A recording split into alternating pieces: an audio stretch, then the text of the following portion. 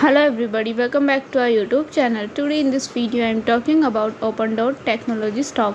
In this video we talk about stock pros and cons and technical analysis and latest news about it. Stock is trading at 4.44 US dollar with 8.07 US percent negative in a day. We can easily see stock was volatile for a day. The volume of stock was recently not all-time high, so the fundamental stock is not better for today. Before buying and selling the stock, please consult your financial advisor. Today's video is done. Thanks for watching. Please subscribe my YouTube channel and like the video and also comment all related queries.